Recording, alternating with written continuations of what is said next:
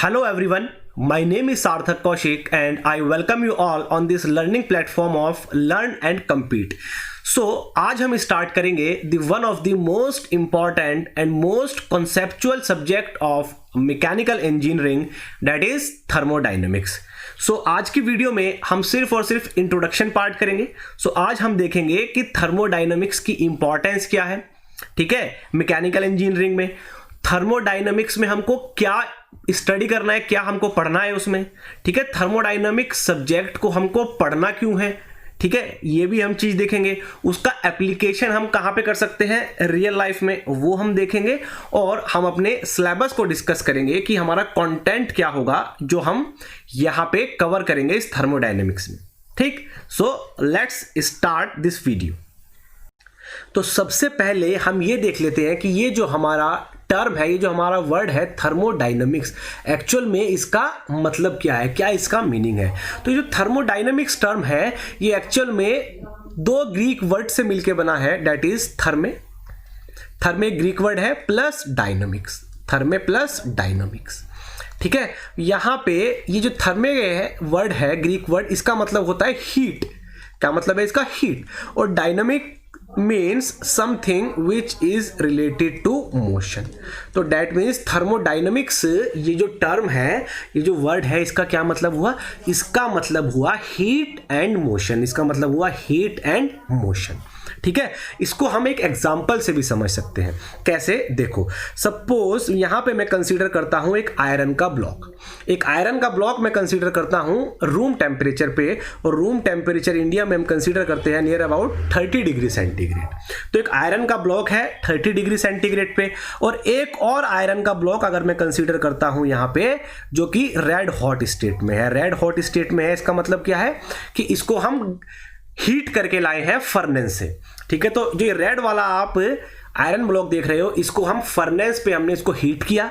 और कहां तक हमने इसको हीट किया? 300 डिग्री सेंटीग्रेड तक हमने इसको हीट किया, और वहां से हम इसको निकाल के लाए हैं. तो दो आयरन ब्लॉक है, एक 300 डिग्री सेंटीग्रेड पे है जिसको हम हीट करके लाए हैं, और एक ये 30 डिग्री सेंटीग्रेड पे है जो रूम टेम्परेचर पे है. अब अगर हम इन दोनों आयरन ब्लॉक्स को अगर मैं यहां पे आपस में कॉन्टैक्ट में लाता हूं, एक दूसरे के पास लेके आता हूं, तो क्या होगा?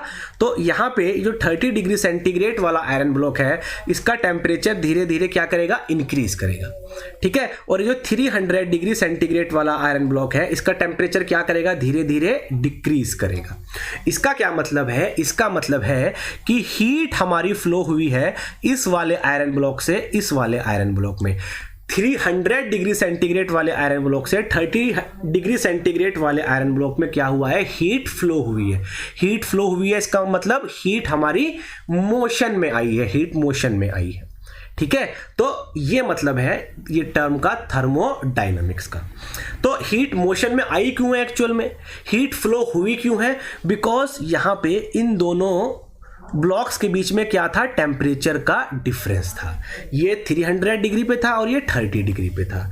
तो यहां से हम एक बात और कंक्लूड कर सकते हैं कि हीट हमेशा तभी फ्लो होगा जहां पे टेम्परेचर का डिफरेंस होगा. कोई भी दो बॉडीज अगर आप एक दूसरे के कांटेक्ट में लाओगे, और अगर उन दोनों बॉडीज के बीच में अगर टेम्परेचर का डिफरेंस है, तो वहां पे हमेशा हीट फ्लो होगा, और हीट हमेशा spontaneously naturally higher temperature to lower temperature ही फ्लो होगा.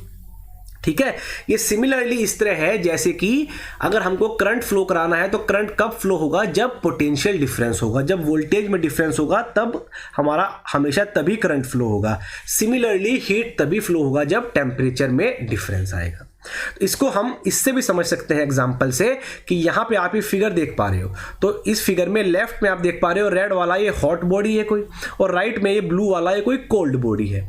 तो जब हमने ये हॉट बॉडी को और कोल्ड बॉडी को एक दूसरे के साथ कनेक्ट किया इस बार से, ठीक है, इस बार से हमने इन दोनों को कनेक्ट किया, तो यहां से हीट फ्लो होना स्टार्ट हो गया हॉट बॉडी से कोल्ड बॉडी की तरफ. दोनों बॉडीज में टेम्परेचर का डिफरेंस है, तो हीट फ्लो होना स्टार्ट हो गया. तो जहां पे भी टेम्परेचर का डिफरेंस होगा वहीं पे हमेशा क्या होगा? हीट फ्लो होगा. ठीक, इसको हम एक एग्जांपल से और समझ सकते हैं कि ये एग्जांपल आप अपनी डेली लाइफ में भी फील करते हो. सपोज मैं यहां पे एग्जांपल लेता हूं, कोई भी एक रूम है, ठीक है, एक रूम है। अब जब क्या हम देखते हैं दिन के टाइम पे, जब बाहर क्या होता है, हमारा टेम्परेचर ज़्यादा होता है, ठीक है, जब सनरेज ज़्यादा होती हैं बाहर, ठीक है, तो उस टाइम पे क्या होगा, तो बाहर का टेम्परेचर क्या होता है हमारा, सपोज बाहर का टेम्परेचर T1 है और रूम का टेम्परेचर T2 है, तो दिन के टाइम पे क्या होगा, ठीक है, सपोज मैं बात करता हूं दिन के 12 बजे की, तो उस टाइम पे क्या होगा, बाहर का टेम्परेचर ज़्यादा होता है, अंदर का टेम्परेचर हमारा कम होता है, ठीक है, तो T1 ज्यादा होता है किससे, T2 से, तो टेम्परेचर डिफरेंस आ गया। अब टेम्परेचर डिफरेंस आ गया तो हीट फ्लो होना स्टार्ट हो जाएगा बाहर से अंदर की तरफ, ठीक है, थ्रू वॉल्स। ये क्या है, हमारी रूम की वॉल है, तो वॉल के थ्रू बाहर से एटमॉस्फेयर से रूम के अंदर हीट ट्रांसफर होना स्टार्ट हो जाएगा। इसीलिए रूम में हमको क्या फील होगा, गर्मी फील होगी, थोड़ी हीट फील होगी, गर्मी फील होगी। और जैसे ही शाम का टाइम आएगा, शाम को सपोज मैं बोलता हूं 7 बजे का टाइम आएगा, तो उस टाइम पे क्या होगा, जब सनसेट हो जाएगा, सूरज हमारा ढल जाएगा, तो फिर बाहर का टेम्परेचर हमारा क्या हो जाएगा, कम हो जाएगा, और अंदर तो अभी गर्मी है, ठीक है, और बाहर का टेम्परेचर कम हो जाएगा, तो फिर अगेन क्या हो जाएगा, अंदर का टेम्परेचर ज़्यादा है, बाहर का टेम्परेचर कम है, तो फिर रूम से बाहर एटमॉस्फेयर में हीट फ्लो होना स्टार्ट हो जाएगा और रूम का टेम्परेचर हमारा फिर क्या हो जाएगा, कम हो जाएगा, ठीक। तो हीट फ्लो होता है ऑलवेज टेम्परेचर डिफरेंस की वजह से, ठीक। आई होप आपको ये अच्छे से क्लियर हुआ होगा। ओके, अब यहां पे हम एक और बात कर लेते हैं कि हम इस ये टर्म है हीट, हम बार बार इस पे इतना स्ट्रेस दे रहे हैं, हीट हीट हीट की हम इतनी बात कर रहे हैं, आखिर क्यों कर रहे हैं हम हीट की इतनी बात, ठीक है, ऐसी क्या जरूरत है, ऐसी क्या हमारी नीड है कि हम बार बार बात कर रहे हैं हीट की, हीट के फ्लो की, हीट के मोशन की। वो इसलिए बिकॉज ये जो थर्मोडायनामिक सब्जेक्ट है ये कॉन्सेप्चुअल सब्जेक्ट है, ठीक है, ये कॉन्सेप्चुअल सब्जेक्ट है, और इसका जो एप्लीकेशन है, थर्मोडायनेमिक्स का जो डायरेक्ट एप्लीकेशन है, वो डायरेक्ट एप्लीकेशन होता है इसका आईसी इंजन्स में। आईसी इंजन्स मींस जो हमारे व्हीकल्स के अंदर, ऑटोमोबाइल में इंजन यूज होते हैं, हमारे 4 व्हीलर में, 2 व्हीलर में पेट्रोल इंजन, डीजल इंजन जो यूज होते हैं, आईसी इंजन, वहां पे इसका डायरेक्ट यूज आप देख पाओगे, ठीक है। रेफ्रिजरेटर में, एयर कंडीशनिंग में, आरएसी में इसका डायरेक्ट एप्लीकेशन है थर्मोडायनेमिक्स का, ठीक। और पावर प्लांट में, थर्मल पावर प्लांट में इसका डायरेक्ट एप्लीकेशन है थर्मोडायनामिक्स का, ठीक। इसलिए हम हीट की बात बार बार कर रहे हैं, हीट के मोशन की बात कर रहे हैं, क्योंकि यहां पे इन तीनों में इसका एप्लीकेशन है, और यहां पे हीट मोशन में ही रहेगी, हीट का इंटरेक्शन होगा हमेशा। कैसे, देखो आईसी इंजन में क्या करते हैं हम, आईसी इंजन में देखो हमको व्हीकल को रन कराना है, तो व्हीकल को रन कराने के लिए हमको क्या चाहिए, पावर चाहिए, वर्क चाहिए, तो हम क्या करते हैं, हमारे पास है फ्यूल, तो फ्यूल को हम क्या करते हैं, बर्न करते हैं। तो फ्यूल को जब हम बर्न करते हैं तो फ्यूल के बर्न करने से हीट लिबरेट होती है, हीट निकलती है, तो उस हीट को जो हमारा इंजन है वो क्या करता है, वो वर्क में कन्वर्ट करता है, और उस वर्क से हमारा व्हीकल मूव करता है। तो यहां पे क्या हुआ, हीट का इंटरेक्शन हुआ, ठीक। सिमिलरली आरएसी में, रेफ्रिजरेटर में, एयर कंडीशनिंग में, ठीक है। अब आप लोगों ने घरों में देखा होगा रेफ्रिजरेटर। अब रेफ्रिजरेटर का काम क्या है, देखो रेफ्रिजरेटर का काम है कि जो रेफ्रिजरेटर के अंदर का जो स्पेस है, वो जो पर्टिकुलर स्पेस है, उसके टेम्परेचर को एटमॉस्फेयर से कम टेम्परेचर पे मेंटेन रखना। तो यहां का टेम्परेचर कम होना चाहिए अंदर का, और बाहर के टेम्परेचर से। तो अंदर का टेम्परेचर कम कब होगा, जब यहां से हीट कहां जाएगी, बाहर जाएगी। तो यहां पे भी क्या हुआ, हीट फ्लो हुई, हीट मोशन में आई, हीट का इंटरेक्शन हुआ, ठीक है। तो ये बेसिक हम थर्मोडायनामिक्स में सीखते हैं, और इसका हम यूज करते हैं यहाँ पे अपनी डेली लाइफ में, हम इसका यूज करते हैं। इसलिए हम इस वर्ड पे, इस टर्म पे, हीट के मोशन पे, हीट के फ्लो पे इतना स्ट्रेस दे रहे हैं। सिमिलरली पावर प्लांट में, थर्मल पावर प्लांट में हम क्या करते हैं, देखो हमारे पास क्या है, बॉयलर। तो बॉयलर में क्या करते हैं, हम कोल को बर्न करते हैं। तो कोल को बर्न करने से फिर क्या होगा, हीट लिबरेट होगा, और उस हीट से हम क्या करते हैं, वाटर को बॉयल करते हैं, स्टीम में कन्वर्ट करते हैं। तो वो जो हाई टेम्परेचर की जो स्टीम है, वो हीट लेके जाएगी कहां पे, टरबाइन में। कहां पे जाएगी, टरबाइन में जाएगी वो हीट लेके, और टरबाइन को क्या करेगी, वो रोटेट करेगी। टरबाइन को रोटेट करेगी तो वहां पे हमको क्या मिलेगा, वर्क मिलेगा। तो वहां पे भी हीट के इंटरेक्शन से, हीट के फ्लो से, हीट के मोशन से हमको क्या मिला, वर्क मिला। तो इन एप्लीकेशंस में हमको हीट का मोशन समझना बहुत जरूरी है। अगर हमको हीट के फ्लो का, हीट के मोशंस का नहीं पता होगा, तो हम इन प्रैक्टिकल चीजों को जिनको हम अपनी डेली लाइफ में यूज करते हैं इनको हम नहीं समझ पाएंगे। तो इसके कॉन्सेप्ट को हम पहले समझते हैं इस सब्जेक्ट में, थर्मोडायनामिक्स में। ठीक है, तो अब हम देख लेते हैं कि ये जो हमारा सब्जेक्ट है थर्मोडायनामिक्स, इसमें एक्चुअल में हमको स्टडी क्या करना है। अभी तक तो हमने देखा था कि ये जो सब्जेक्ट, जो थर्मोडायनामिक्स वर्ड है, इसका मतलब क्या है।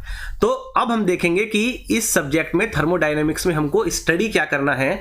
तो जैसे कि हमने अभी बात की, इसमें हम एनर्जी की बात करेंगे, एनर्जी इंटरेक्शन की बात करेंगे, और हम इसमें बात करेंगे कि एनर्जी इंटरेक्शन की वजह से हमारे सिस्टम पे क्या इफेक्ट होगा। So that is effect on system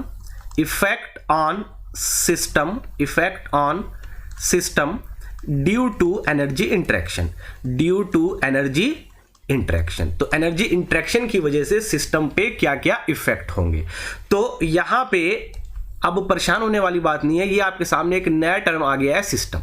तो इसको हम अभी एक्सप्लेन करेंगे, थोड़ा सा हम समझेंगे इसको कि क्या चीज है। उससे पहले हम बात कर लेते हैं थोड़ी सी एनर्जी के बारे में। एनर्जी के बारे में बात कर लेते हैं। तो एनर्जी, देखो एनर्जी को जब हम डिफाइन करते हैं मैकेनिक्स में, तो कैसे डिफाइन करते हैं, that is energy is defined as capacity to do work, कार्य करने की क्षमता को हम क्या बोलते हैं, एनर्जी बोलते हैं। ठीक है, अब यहां पे थर्मोडायनामिक्स में जो हम एनर्जी स्टडी करेंगे, तो किस किस फॉर्म में एनर्जी हमारे पास हो सकती है वो एक बार देख लेते हैं। तो एनर्जी हमारे पास यहां पे हीट की फॉर्म में हो सकती है, कि जैसे आप सब लोग जानते हो एनर्जी की यूनिट क्या होती है, देखो जूल एनर्जी की यूनिट होती है। सिमिलरली हीट की भी यूनिट क्या होती है, हीट की भी यूनिट हमारी क्या होती है, जूल। तो हीट भी एक क्या होगी, हमारा टाइप ऑफ एनर्जी होगी। सिमिलरली वर्क भी एक क्या है, एनर्जी की ही फॉर्म है। तो क्यों, बिकॉज वर्क की भी यूनिट हमारी क्या होती है, वर्क की भी यूनिट होती है हमारी जूल।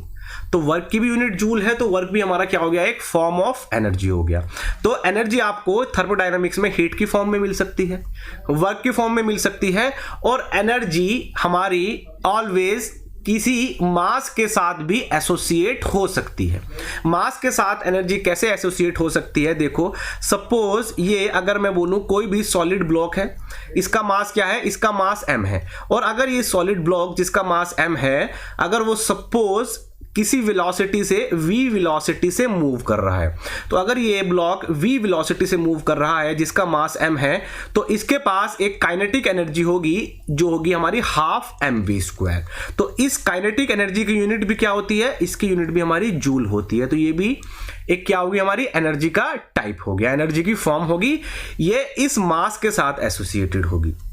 ठीक है, अगर ये मास हम कंसीडर करें किसी डाटम से अगर ये मास सपोज h हाइट पे सिचुएटेड है, तो इस h हाइट पे होने की वजह से इस मास के पास एक और एनर्जी एसोसिएटेड होगी जिसको हम बोलते हैं पोटेंशियल एनर्जी, और उसको हम कैसे कैलकुलेट करते हैं, mgh। तो ये भी एक क्या होगी, हमारी फॉर्म ऑफ एनर्जी होगी, इसकी भी यूनिट हमारी क्या होगी, इसकी भी यूनिट हमारी जूल होगी। तो एनर्जी हमारी हीट की फॉर्म में भी हो सकती है, एनर्जी हमारे पास वर्क की फॉर्म में भी हो सकती है, और जब भी हमारे पास कोई मास होगा तो उस मास के साथ भी एनर्जी एसोसिएट हो सकती है। ठीक है, तो देखो जब भी हम थर्मोडायनामिक्स में, क्योंकि थर्मोडायनामिक्स में हम जनरली किसकी बात करेंगे, गैसेस के बारे में बात करेंगे।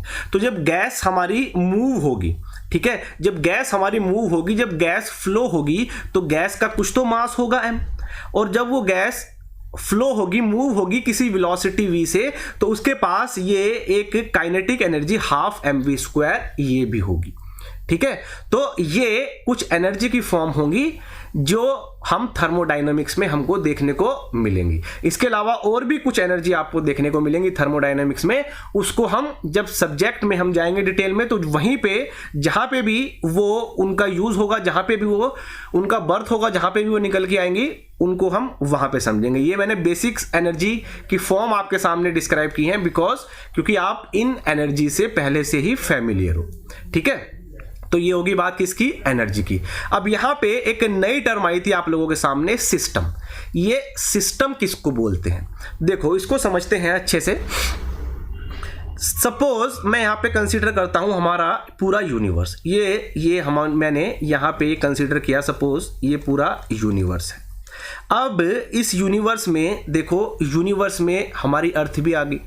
हमारा पूरा सोलर सिस्टम भी आ गया, ठीक है, सन भी आ गया और सारी गैलेक्सीज वगैरह सब किस में आ गई, इस यूनिवर्स में आ गई। अब इस यूनिवर्स में से, ठीक है, हम किसी भी कंपोनेंट पे, किसी भी एलिमेंट पे, किसी भी सब्सटेंस पे, जिस पे भी हम अपनी स्टडी कर रहे हैं, जिस पे भी हमारा फोकस कॉन्सेंट्रेटेड है, उसी को हम क्या बोलेंगे, उसी को हम सिस्टम बोलेंगे। उसी को क्या बोलेंगे, उसी को हम सिस्टम बोलेंगे।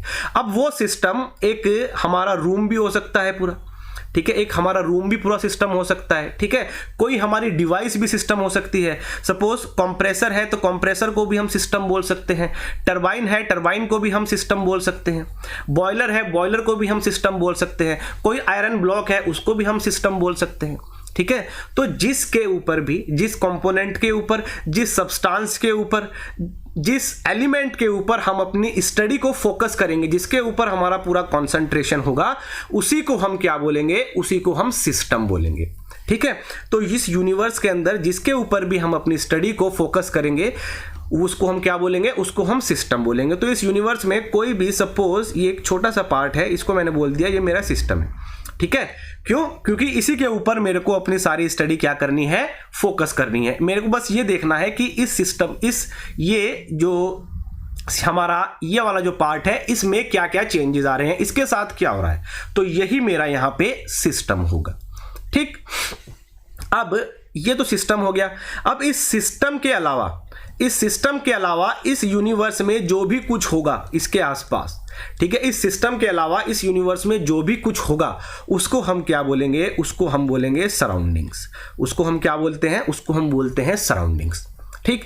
तो जिस भी एलिमेंट पे, जिस भी सब्सटेंस के ऊपर हमारा फोकस कॉन्सेंट्रेटेड है, वो तो क्या हो गया हमारा, वो हो गया हमारा सिस्टम। और सिस्टम के अलावा जो भी कुछ होगा वो सब क्या हो गया हमारा, उस सिस्टम के लिए वो हो गया हमारा सराउंडिंग, ठीक।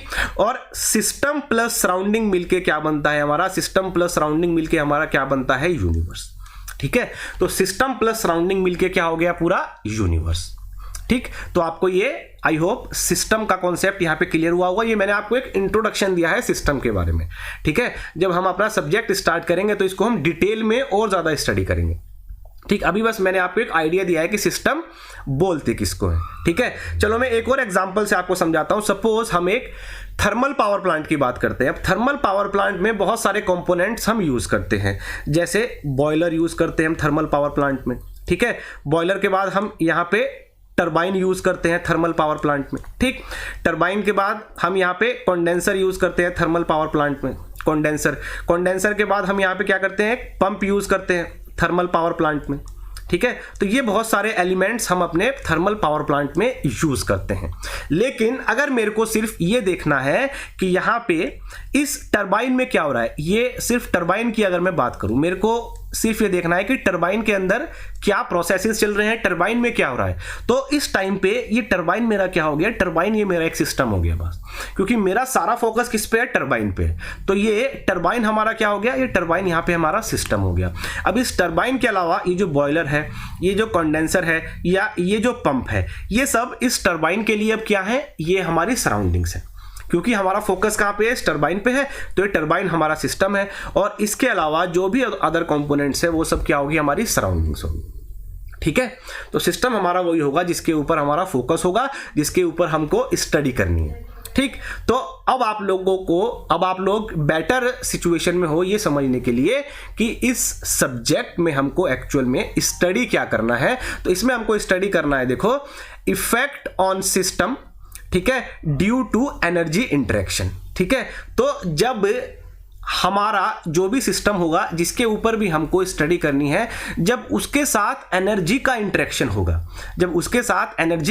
होगा, तो सिस्टम पे क्या क्या इफेक्ट आएंगे उसके, ये हमको स्टडी करना है इस सब्जेक्ट में, थर्मोडायनामिक्स में, ठीक है।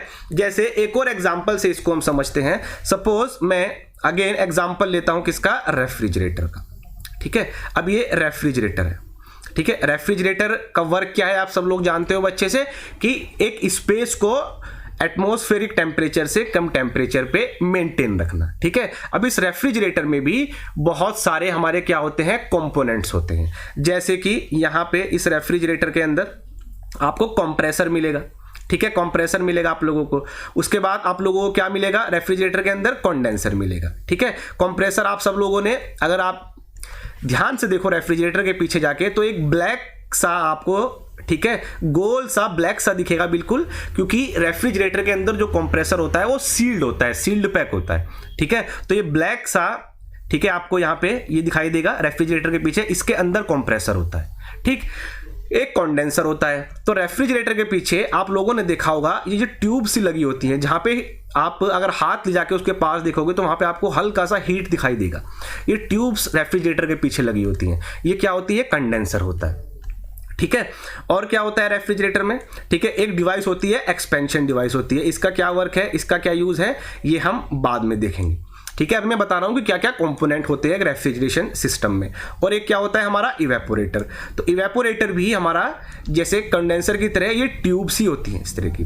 ठीक है, ये कहां पे लगी होती हैं, ये जो हमारा फ्रीजर वाला पोर्शन होता है रेफ्रिजरेटर में, वहां पे आप हाथ से फील करके देखना साइड में, तो आपको ये ट्यूब्स वहां पे फील हो जाएंगी। इसको हम बोलते हैं इवेपोरेटर। ठीक, तो ये हमारे कंपोनेंट्स होते हैं एक रेफ्रिजरेटिंग सिस्टम में, एक रेफ्रिजरेटर के अंदर। ठीक है, सो अब इस रेफ्रिजरेटर में देखो, अब हम इसमें समझेंगे कैसे कि हमारा एनर्जी का इंटरेक्शन कैसे हो रहा है यहां पे। ठीक, और उस एनर्जी इंटरेक्शन की वजह से जो हमारा सिस्टम है, ठीक है, जिसको भी हमने सिस्टम कंसीडर किया है, उसमें कैसे हमें चेंजेस को स्टडी करना है। अब सपोज ये मैं कंप्रेसर की बात करता हूं, देखो अब मैं बोल रहा हूं कि मेरा सारा अभी फोकस किस पे है, इस कंप्रेसर पे है। तो ये कंप्रेसर क्या हो गया हमारा, ये कंप्रेसर हो गया हमारा यहाँ पे एक सिस्टम। तो इस कंप्रेसर को मैं यहाँ पे अलग से अगर मैं निकाल लेता हूं, इसकी हमको स्टडी करनी है। ये कंप्रेसर हमारा सिस्टम है।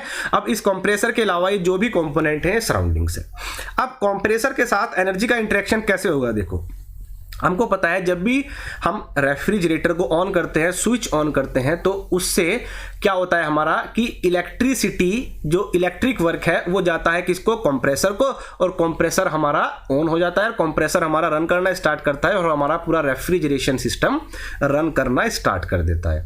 तो हम एक्चुअल में क्या करते हैं, जब हम बोलते हैं कि रेफ्रिजरेटर को ऑन करो, फ्रिज को ऑन करो, तो हम एक्चुअल में इस कंप्रेसर को वर्क देते हैं, इलेक्ट्रिक वर्क बाहर से। तो यहां पे आपको पता है वर्क अब क्या है, एक फॉर्म ऑफ एनर्जी है। तो यहां पे क्या हुआ, इस एनर्जी का इंटरेक्शन हुआ। ठीक है, ये कंप्रेसर क्या है हमारा, ये हमारा सिस्टम है। इस टाइम पे हमारा फोकस इस पे है। तो इस सिस्टम के साथ क्या हुआ, हमारा एनर्जी का इंटरेक्शन हुआ यहां पे। ठीक है, अब जब इस एनर्जी का इंटरेक्शन हुआ इस सिस्टम के साथ, तो यहां पे ये सिस्टम के अंदर, ठीक है, सिस्टम के अंदर कंप्रेसर के अंदर जो भी हमारा पास गैस होगी, ठीक है, जो भी हमारी गैस होगी कंप्रेसर के अंदर, ठीक है, उस पे इस वर्क को देने का उसके ऊपर क्या इफेक्ट होगा, ये जो स्टडी होगी यही हमको करनी है थर्मोडायनामिक्स में। ठीक है, देखो जैसे मैं बात करता हूं यहां पे कंडेंसर की, तो कंडेंसर का काम क्या है, हीट को रिजेक्ट करना। जो ये ट्यूब्स आप लोगों ने देखी होंगी रेफ्रिजरेटर के पीछे, आप इसके पास जब हाथ ले जाके देखोगे तो यहाँ पे आपको हीट फील होगी, गरम गरम फील होगा। गरम क्यों फील हो रहा है, इसका मतलब यहाँ से हीट बाहर निकल रही है। तो कंडेंसर से क्या होता है, हीट हमारी बाहर आएगी। तो कंडेंसर से अगर हीट हमारी क्या होगी, रिजेक्ट होगी एनवायरनमेंट में।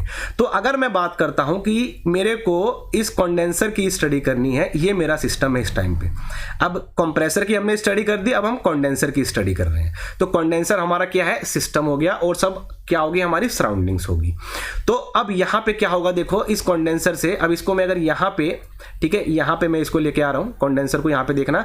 अब इस कंडेंसर से क्या हो रहा है, हीट बाहर आ रही है। हीट बाहर आ रही है, हीट आपको पता है एक टाइप ऑफ एनर्जी है, ये हम देख चुके हैं। तो इसका मतलब यहां पे भी एनर्जी का इंटरेक्शन हो रहा है। ठीक है, तो यही एनर्जी का इंटरेक्शन, यही हमको स्टडी करना है थर्मोडायनेमिक्स में। और एनर्जी इस इंटरेक्शन की वजह से हमारे सिस्टम में क्या क्या चेंजेस आएंगे, ठीक है, वो हमको उस हमारे सिस्टम के ऊपर क्या इफेक्ट होगा उस एनर्जी इंटरेक्शन का, वो हमको यहां पे स्टडी करना है। ठीक, अब ये जो एनर्जी का इंटरेक्शन है, जैसे मैंने बताया था, ये मास के साथ भी हमारे पास एनर्जी एसोसिएट हो सकती है। ठीक है, कैसे, सपोज अब जैसे मैंने पावर प्लांट का एग्जांपल लिया था, तो पावर प्लांट में एक कंपोनेंट हम यूज करते हैं टरबाइन। तो टरबाइन अगर हम बात करें तो टरबाइन में क्या होता है, देखो इस थर्मल पावर प्लांट में स्टीम एंटर करती है। क्या एंटर करती है? हमारी स्टीम। ठीक, अब स्टीम एंटर कर रही है तो इस स्टीम का कुछ मास होगा m, अभी कुछ वेलोसिटी से भी आ रही होगी v, तो इसके पास क्या होगी? इसके पास ये काइनेटिक एनर्जी भी होगी हाफ mv²। ठीक है, और ये स्टीम है, ये स्टीम हमारी हाई टेम्परेचर पे भी आ रही है। हाई टेम्परेचर पे भी आ रही है, इसका मतलब इसके पास क्या है? हीट एनर्जी भी है। तो इस स्टीम के पास काइनेटिक एनर्जी भी है, इस स्टीम के पास हीट एनर्जी भी है। तो ये स्टीम ये दोनों एनर्जी लेके टरबाइन में एंटर कर रहा है। अब टरबाइन में आपको पता है क्या होंगे? टरबाइन के अंदर हमारे पास, ठीक है, ब्लेड्स होंगे। टरबाइन के पास अंदर टरबाइन में क्या होंगे? ये ब्लेड्स होंगे इस टाइप से। तो ये स्टीम क्या करेगी? इन ब्लेड्स को रोटेट करेगी। ठीक है, ब्लेड रोटेट होंगे तो यहाँ पे ये ब्लेड जिस रोटर के ऊपर माउंट होंगे वो हमारा क्या होगा? रोटर रोटेट करेगा। ठीक है, रोटर रोटेट करेगा तो रोटर पे क्या होगी? एक शाफ्ट होगी और वो शाफ्ट हमारी क्या करेगी? रोटेट करेगी। ठीक है, जब शाफ्ट रोटेट करेगी तो हमको यहाँ पे क्या मिलेगा? वर्क मिलेगा। क्या मिलेगा हमको? यहाँ पे वर्क मिलेगा, मैकेनिकल वर्क मिलेगा। जब भी कोई कंपोनेंट मोशन में होगा तो डेट मीन्स वहां पे क्या हो रहा है? वहां पे मैकेनिकल वर्क हो रहा है।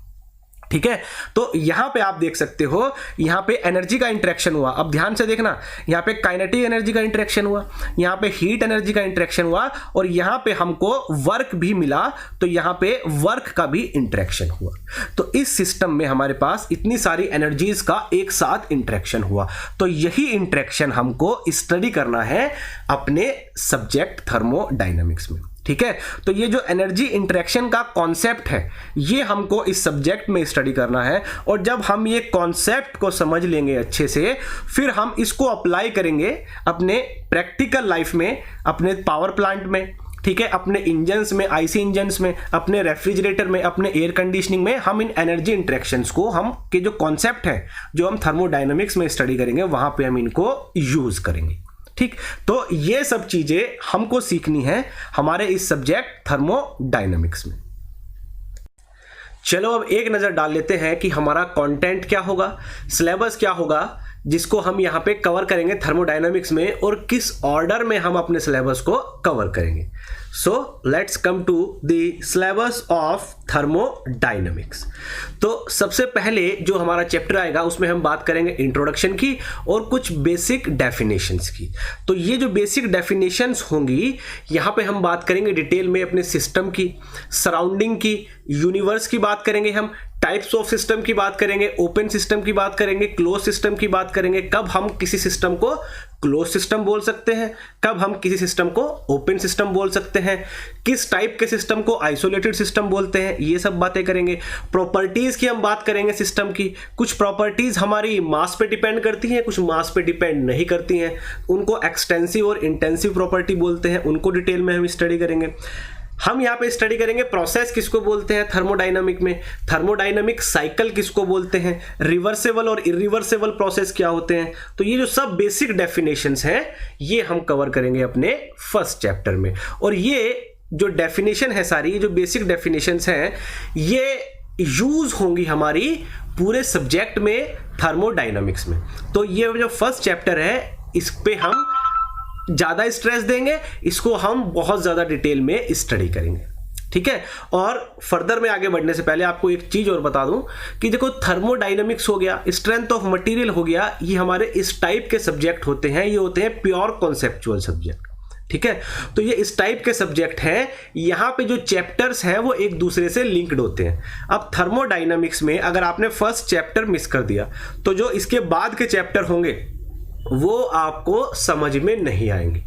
तो अगर आपने स्टार्टिंग का कुछ भी मिस किया तो आपको आगे प्रॉब्लम होगी, क्योंकि जो भी स्टार्टिंग में पढ़ाया जाएगा वो आगे यूज होगा पूरे सब्जेक्ट में।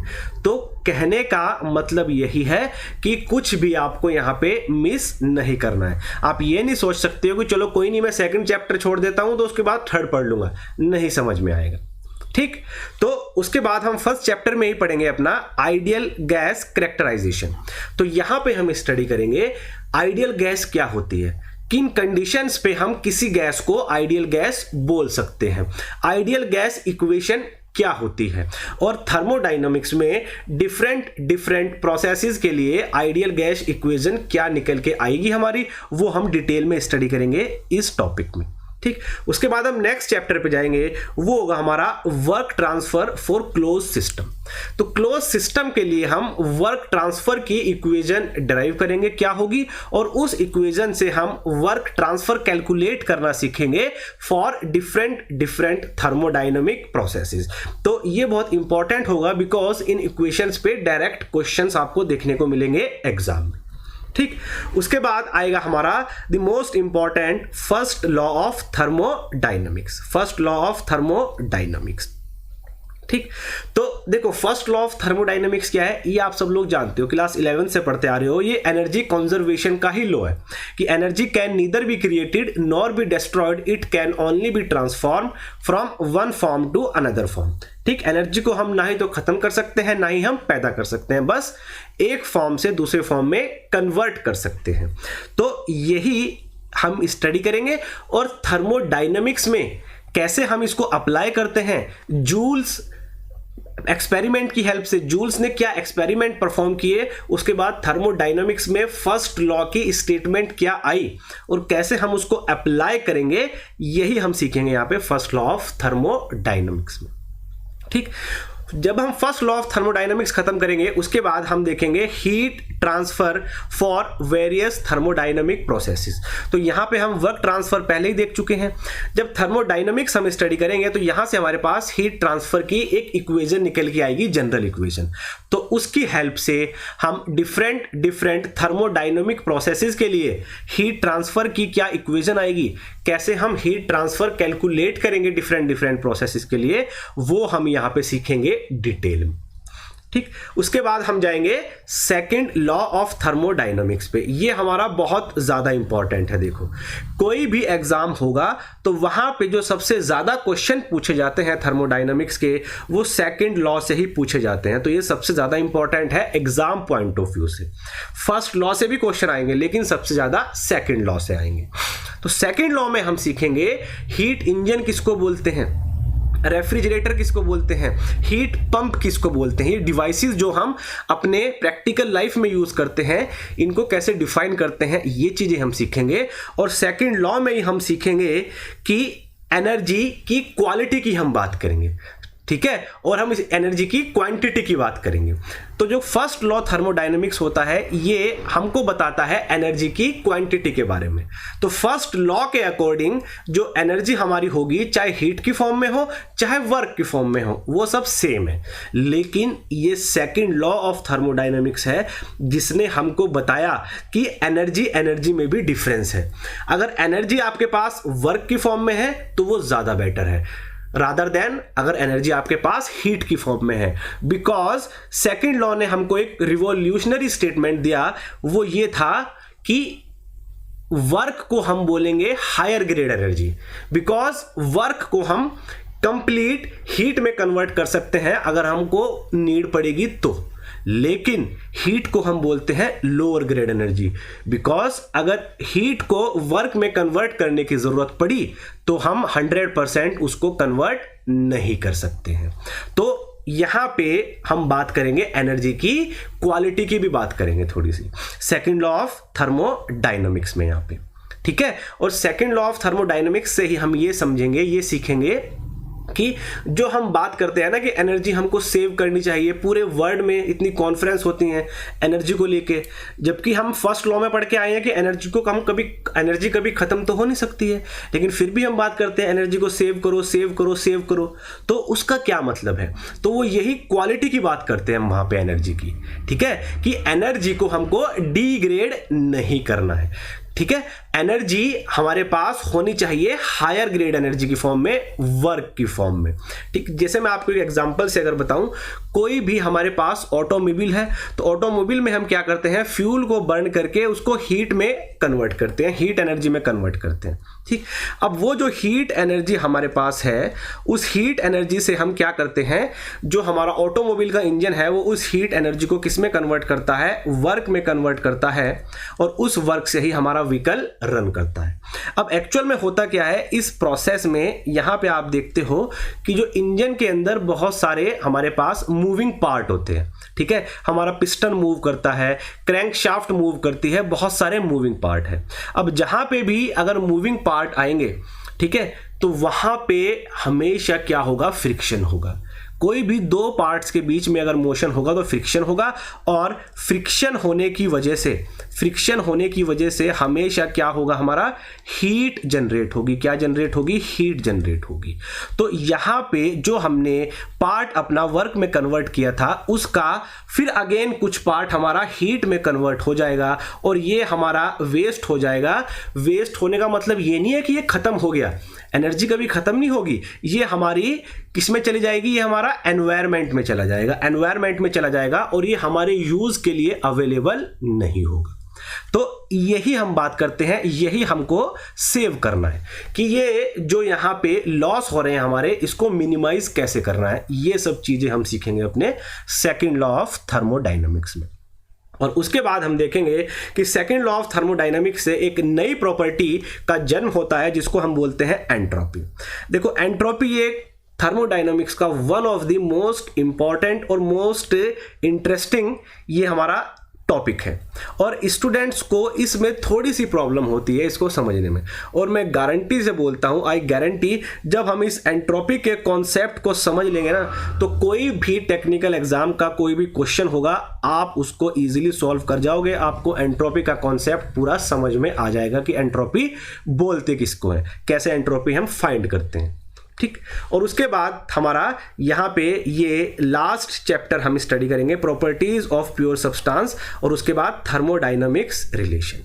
तो प्रॉपर्टीज ऑफ प्योर सब्सटेंस में हम स्टडी करेंगे फेज डायग्राम के बारे में, ठीक है। तो जितने भी हमारे फेज डायग्राम होते हैं, ठीक, जो कि पीवी डायग्राम हो गया, टीएस डायग्राम हो गया, हमारा एचएस डायग्राम हो गया, जिसको आप मोलियर डायग्राम भी बोलते हैं, ठीक है। मोलियर चार्ट आप सब लोगों ने देखा होगा, स्टीम टेबल में होता है, तो एचएस डायग्राम होता है, ठीक है। एंथैल्पी एंट्रोपी डायग्राम उसको हम बोलते हैं। समझेंगे डिटेल में एक एक टर्म को, एक एक चीज को अच्छे से। और हम यहाँ पे पीटी डायग्राम, ये 4 टाइप्स के डायग्राम हम यहाँ पे स्टडी करेंगे। फेज डायग्राम, ये डायग्राम आते कहाँ से हैं, ठीक है, क्या इनका मतलब है, क्यों इनको पढ़ना जरूरी है, और हम ये भी देखेंगे कि इन डायग्राम्स का ही पूरा यूज होगा हमारा जो सब्जेक्ट है, दैट इज हमारे आरएसी। अगर आरएसी हमारा सारा इन डायग्राम के ऊपर ही बेस है, अगर ये चैप्टर आपने नहीं सीखा तो आप आरएसी नहीं कर पाओगे। पावर प्लांट, हमारा थर्मल पावर प्लांट में हम यही डायग्राम्स का यूज करेंगे, ठीक है। जो हम साइकिल्स अपनी स्टडी करेंगे थर्मल पावर प्लांट में, वो इन्हीं डायग्राम पे बेस्ड होगी। अगर आपको ये डायग्राम का नहीं पता होगा तो ये साइकिल्स आप नहीं समझ पाओगे। तो ये इंपॉर्टेंस है इस चैप्टर की। और लास्ट में हम देखेंगे थर्मोडायनामिक्स रिलेशंस की। कुछ हमारे रिलेशंस हैं जो अलग अलग साइंटिस्ट ने, मैथमेटिशियंस ने हमको दिए हैं, जो हम यूज करते हैं थर्मोडायनामिक्स में। ये हम सब डिटेल में स्टडी करेंगे। तो ये होगा हमारा कंटेंट थर्मोडायनामिक्स में। इसी फॉर्म में, इसी अकॉर्डिंग, इसके अकॉर्डिंग हम इसी तरह से स्टडी करेंगे, ठीक है। यही हमारा पूरा थर्मोडायनामिक्स को स्टडी करने का यही हमारा पैटर्न रहेगा, इसी पैटर्न में स्टडी करेंगे। सो आज की वीडियो में इतना ही। नेक्स्ट वीडियो से हम स्टार्ट करेंगे अपना फर्स्ट चैप्टर थर्मोडायनामिक्स का। सो अगर वीडियो पसंद आई हो तो वीडियो को लाइक करें और शेयर करें, और चैनल को सब्सक्राइब करना ना भूलें। कोई भी डाउट हो, कोई भी क्वेरी हो, तो जस्ट कमेंट बॉक्स में आप कमेंट करो, और वहीं पे आपको उसका जल्दी से जल्दी रिप्लाई मिलेगा। So thank you for watching, thank you very much.